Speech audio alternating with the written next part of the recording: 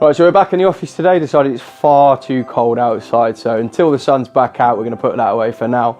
Today we're going to look at everyone's least favourite thing. That's industry terminology, or more commonly called jargon, and the EV industry is absolutely rife with it.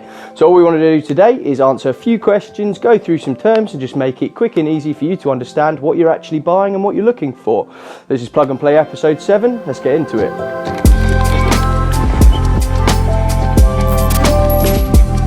Right, so we'll break everything down into sections for you so you can find it easily, but we will try and keep a little bit of an order to this video. So we'll probably start with charging hardware specific terminology, then we'll move to energy and tariffs, and then we're going to move straight into a few details about EVs and vehicles in general and some terms you'll find there. So the first thing we're going to look at for charging is something called dynamic load management. So dynamic load management, long and confusing term to essentially say a charger that monitors the grid import for your home and make sure it can't exceed what we call the main fuse incoming current. Now, your main fuse comes with your house. If you've had work done recently, it'll likely have been uprated to 100 amps or 80 amps. If it's an older property, it'll be at 60 amps. Now, an electric car charger can charge at up to 7.4 kilowatt. That's 32 amps. That's actually quite a lot on a 60 amp circuit. So if you've got an older property and you're looking for an install to be done quite quickly, one of the things you need to know about is that they don't just need to let you know, they're also going to let the DNO know. That's the distribution network operator, and get a bit of a technical term again, but basically they own the electrical infrastructure in your area. The reason they have to let them know is maybe not so much for now, but in the future, if everyone's electric, they kind of like to keep track of how many of these high power devices are going onto their network, so they can adjust it up and look at consumption in your area. So dynamic load management, to come back to it, basically is a little clamp, and it will be wired. Some of them are wireless, but that clamp sits there on your incoming main supply and just checks what's going on at the house. Obviously the charger isn't the only thing. If you're lucky enough, you might have a hot tub, you might have a workshop, but more commonly it's going to be things like induction hobs, electric cookers, your fridge and your kettle. And all it does is it makes sure that when you're using everything, the charger isn't contributing and can't push that load limit up above 60, 80, 100, but it's unlikely you'll be touching the top of 100 amp. So dynamic load management is something to look for if you're looking for a little bit of extra safety, a little bit of extra security in your installation at home. But also, especially if you have an older property and you're looking to get something done a bit quicker, because the DNO notification can take a few weeks if they don't do what's called connect and notify, which is basically just they know that the charger is going to manage the load, so they're not as worried. They just ask that you set it to the maximum limit and jobs are good. So next one we'll look at is smart charging. Now, smart charging comes in a few different flavors, so we'll start at the most basic and maybe build out to some of the other features that are on the market at the moment. So the most basic features of smart charging are the ability for the charger to regulate its output, and to do that from a remote command. So essentially either through your app or via a back-end controlled by your charge point provider or service provider if you have your charger on a different app that you're using to monetize it or something like that. Now, the whole point of this is basically to be able to schedule. So if you've got an off-peak tariff, touch on that a little bit later. If you just wanted to time when your charger's outputting power, if you want a bit more control over it, you want to limit access to it by potentially locking it so you have to approve sessions, that's the base level of smart charging. And we will touch on some of the regulations around that a little bit in this, because it is actually a more regulated part of the industry now. Next step really for smart charging can be things like monetization and things like vehicle integration. So vehicle integration is when maybe your app provider, let's talk about people like Monta or Tap, and some of the Octopus apps, where they've gone ahead and done another step. So it's not just controlling your charger anymore, it's actually talking via the cloud to your vehicle. This is kind of an extra level of smart charging and obviously carries extra value. And the advantage to that really being that if the charger knows how full your car is, or when you're going to take off, or if you want to use heating and things, you can set your schedule in the charger a lot more simply and still enhance the features. So you exactly tell the car how far it needs to go, how much charge you're going to need. You can set all of that based on real data from the car instead of just guessing it. And then the last one really will be things like smart tariff integrations. We don't have to go too much into that here, but basically it's integrating with your energy supplier if they've got their own platform. And that's another great feature that you can have on smart chargers.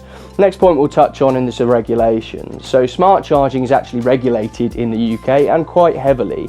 So in June 30th, 2022, and then again in December, smart charging regulations were brought into the UK market. This kind of governs what we as charge point manufacturers and what some of the app providers really have to deliver to you, the customer. A lot of it touches on some very boring things like safety and performance, but some of the interesting things that might affect you specifically are the randomized delay. So this is the start of every charging session. Every smart connected charger has to apply a randomized delay. That's not just if you plug in and want to start charging straight away, it's also if you have a schedule starting. And the reason for this as a whole, and everyone remembers the old adage of coming home and everyone turning their kettle on at half time of a football match and potentially overloading the grid. Now, a smart charger can output as much as 3 times what your kettle can. So if you imagine everyone coming home at 5 o'clock and plugging in, it's going to cause a much bigger problem than that first one. And more importantly for the schedules, because they all really do start at exactly the same time, say Octopus Go, British Gas, these pretty much all start around 11:30, midnight, so to speak, and everyone's cars coming on at the same time is going to cause a real issue for the grid. So that randomized delay is between what we would say 0 and 600 seconds, but to you that's between 0 seconds and 10 minutes. So it could be 1 second and it could be 10 minutes, but at the start of each session that's going to apply, and at the start of each schedule that'll apply, and then once that's cleared you'll start charging. The second one is preset schedule. So again, to overcome the same issue, every charger comes with a preset off-peak schedule outside of certain hours. Now, you have to be able to opt out of this. That is part of the regulations because you have to have control over your charger and when you want your charging times to be. So this will be really clearly documented in your charge point manufacturer's app, but often the vehicle manufacturers won't tell you anything about this. So you may find that with the delays and with the schedules, your car puts up a charging fault, and that's because it's already plugged in and it's expecting power but it's not yet getting it. Now obviously charge point manufacturers and EV manufacturers will all catch up as the regulations apply more broad market. The thing to remember is these are at the moment UK regulations. A lot of these vehicles don't come from the UK, so don't panic if you've got a delay or it says delayed start, scheduled start. It's probably just that you've missed that bit of it. So the next one to look at is connectivity. When you're ordering a charger, you'll find they have all these features and often it's nice icons telling you it does this, that and the other. And that's great, but looking at how it actually benefits you is a little bit different. So you have lots of wireless connectivity standards and one common wired standard that's used. And the vast majority of this is either to enable the smart charging we just talked about or to enable connectivity or access. So the most common ones are RFID, Wi-Fi, which you'll know well, 4G, which again is just the same as the one on your phone, but now it's the charger connecting, and then you've got LAN or local area network or Ethernet. Now, the whole point of RFID is that's essentially radio frequency identification, is just those little tap and charge cards. So really it's a local form of authentication that can then potentially allow you to register different cards through your app so that you can give access to people and you have a hard form of access yourself if you want to lock your charger. It's not on every charger, and they're actually kind of a nice commercial feature that's carried over to home charging. You might expect to see it a lot more in public. Wi-Fi does what it says on the tin, but the important thing to remember is for a lot of Wi-Fi chargers, they're 2.4 gigahertz. Now, your home router will always do 2.4 gig, but it may also do 5 gigahertz. And the reason for this is the longer a bandwidth, the faster it can be, or so the wider bandwidth, the faster it can be, but it's not as good at getting through walls. So the lower bandwidth is actually much better at getting to devices outside your house. So you'll find that it is a 2.4 gig. Just a little tip for you when you're getting set up. If you're having issues connecting, sometimes you want to set up a private 2.4 gig in a guest network that's going to help your charger connect to it. The next one is 4G. So obviously Wi-Fi is great if you think you're going to get the signal or you can get an extender to it and you'd like a nice simple one. But for 4G, this is for if you're not going to get Wi-Fi out there. There's absolutely no hope. It's miles away from your house and you can't be bothered to run a data connection out there. 4G is a great option. Now, it does carry a bit of a premium in the market. companies like Omi and Easy, they have really good options for this. But essentially there's going to be a little bit of an overhead, and just look at what lifetime means, because I'll say lifetime data, but it may be a 3-year warranty, 5-year warranty. So you just want to check that that 4G connectivity is not going to start costing you money in the long run. And the last one is LAN or Ethernet, and this is just going back old school. It's exactly what your router's plugged into in your home. It's that socket that hardwires between your router and the charger, and that's if you just want upscale reliability, minimal things that can go wrong. You're just hardwiring the charger so it can get to the internet. All of this is designed after RFID to enable smart charging. It sits under the same bit, but if you want to look at what the features are of chargers and why some may cost more, it's probably because they have more of those enabled to offer flexibility and reliability to you. So the next one is tethered or untethered. Dead simple. Basically, tethered comes with a lead attached to it. It's hardwired into the charger and has a socket on the end, be type 2 or type 1. And untethered, it has a socket on the side of the charger, and it will be type 2 or type 1. Generally considered, we would say that tethered is more convenient, so you just come home, plug in, and you're away.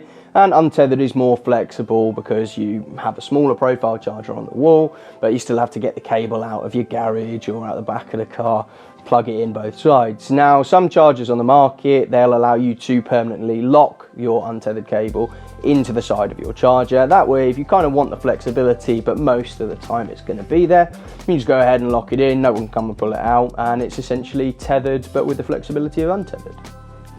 So the last point that we're going to touch on when it comes to EV charging is actually based around getting the charger installed at your home. So one thing you will notice is standard and non-standard installation. So when you're going through the process, they're going to ask you to take a lot of photos, answer some questions around your meter. It's all very important for getting your quote right. But standard and non-standard installations are really important to understand for yourself, because when you're getting that quote, essentially a standard installation is a set of criteria that's going to be met for the charge point manufacturer, the installer, the provider. When they're putting that in, it should be clearly denoted on their website. Now, normally this will be things like 10 meters of cable run. Cable's very expensive. If it's 20, 30 meters, you're nearly as much of the charger and cable cost. So outside of that, you'll have standard protection, so your circuit breakers, additional protective units if it needs to be outside, and normally it will be drilling through 1 or 2 walls as long as it's simple.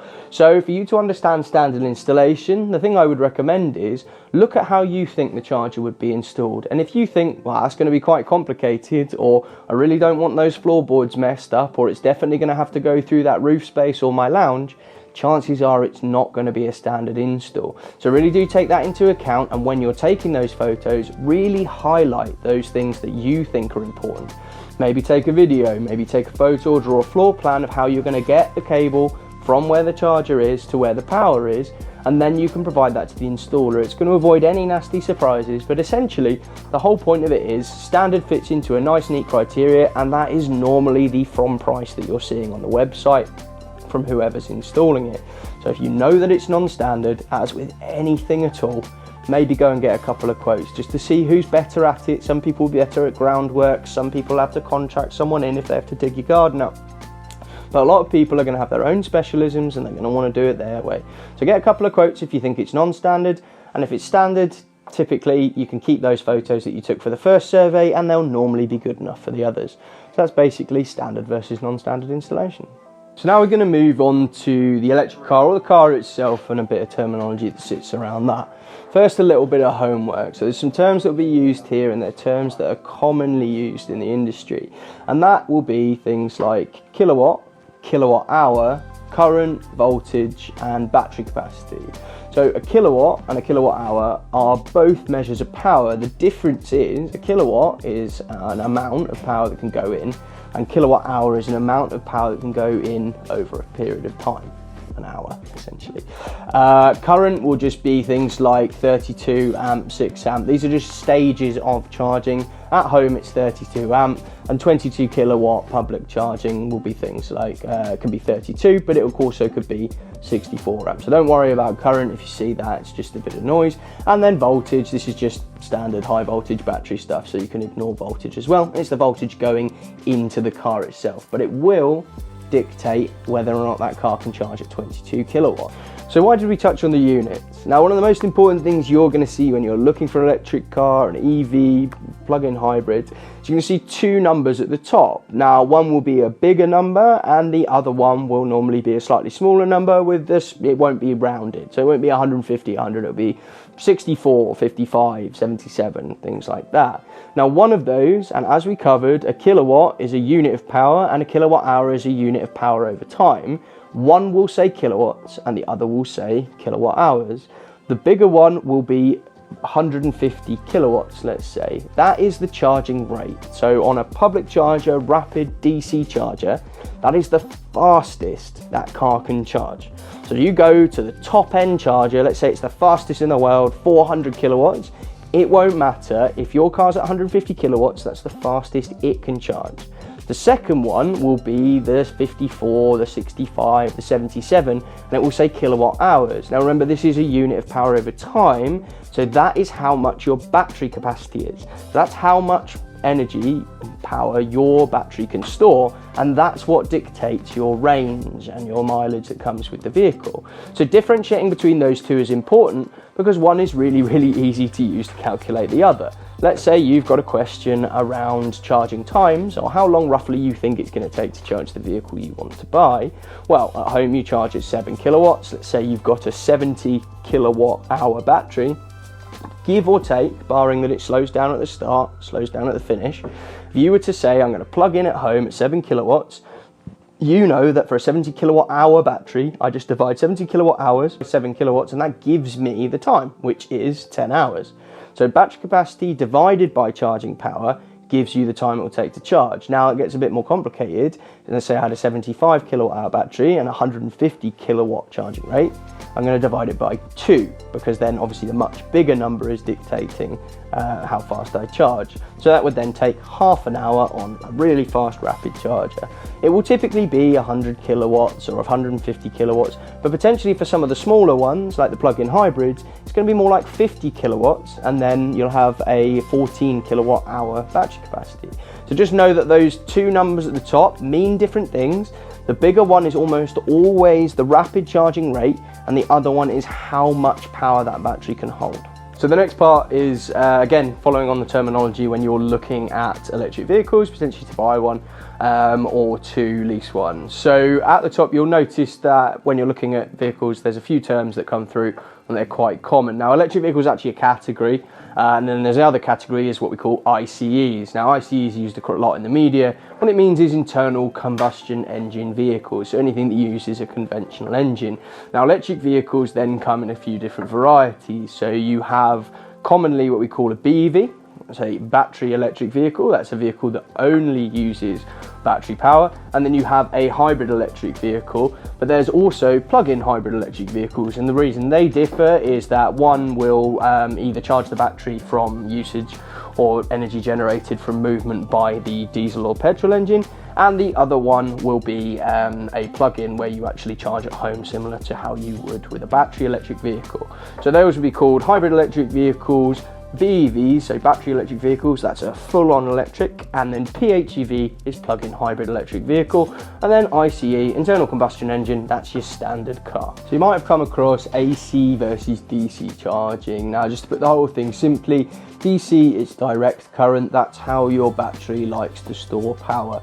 So essentially the reason those big old units and the top line value that is against the car that we talked about earlier, the really high power units, they're very large, considerably larger than anything you put on your home, and that's because they're converting it from AC power to DC before they put it into the vehicle, rather than the vehicle's onboard controller having to do that. Which brings us to ACs. So ACs, how power is sort of transmitted around the UK, it's how it's managed at the grid into your property. So that's why we have AC power. Now the car needs an actual onboard controller, so a dedicated piece of kit that converts that into DC to be stored in the battery. So DC chargers, they're your rapid, your ultra rapid, and they're the ones that are out at petrol stations, service stations, public infrastructure. And AC, those are the workplace ones, the smaller ones that use those type 2 or type 1 connectors, and they'll be around your home as well. The last bit we're going to look at is types of charging connector on the vehicle. Now earlier we mentioned that untethered chargers have this benefit of flexible connector types. So if you have a type 1 or a type 2, you can buy a cable that one end will be type 2 into your charger and the other end could be type 1, the other end could be type 2. But what does it all mean? There's 4 main types of connector that you'll find for vehicles, and 2 are more common and 2 are less common in the UK. So the common ones are type 2 for AC charging, which we talked about, and CCS for DC charging, which basically, if you have an electric vehicle and you're familiar with it, you'll have a top port just for AC and a second plug that you can open, and that's the CCS connector. It looks like a type 2 connector and has 2 extra pins on it at the bottom. Now, the other 2 are type 1 and Jargon. Now, I mentioned they're more common for type 2 and CCS, and the reason for this is there's, relatively speaking, a European and now global standard where you'll see a lot more type 2 connectors. Type 1 tend to be on your older vehicles that are from Asia. So, if you've got Japanese or an older Chinese model, you'll find that they have type 1, which is less common. So if you're buying a home charger, make sure that if it is type 1 in your vehicle, that you get a cable and you get an untethered charger, or you get a tethered charger that says specifically type 1 connector. Or you'll find your charger gets installed and you can't actually charge your car at home without using an adapter, and reliable adapters are expensive. So type 1, and then the counterpart to that in DC is called Jargon. Don't have to worry too much about that. It's unlikely you'll see them, and if you do end up with a type 1 vehicle, you'll become very well versed in it. So, main ones for the UK, type 2 and CCS if you're charging in public. Main ones if you've got an older Asian vehicle are going to be type 1 and Jargon. So like many top things you might not know lists, this isn't 100% comprehensive. The goal was to put together a little list of questions we get asked all the time that you can take and then use when you're looking for EVs or chargers. If you're looking for more information, the rest of this series is dedicated to educational content around charging specifically and goes into an awful lot more detail. So if you're looking at things like static or dynamic tariffs, what kind of cable to select, alternatively what different things mean around charging schedules, then you can go to the rest of the series and take a look. This is only episode 7, so we're going to cover a whole lot more as the series develops. Thank you very much for joining us. This has been Plug and Play. I'm Alex and we're VCHRGD.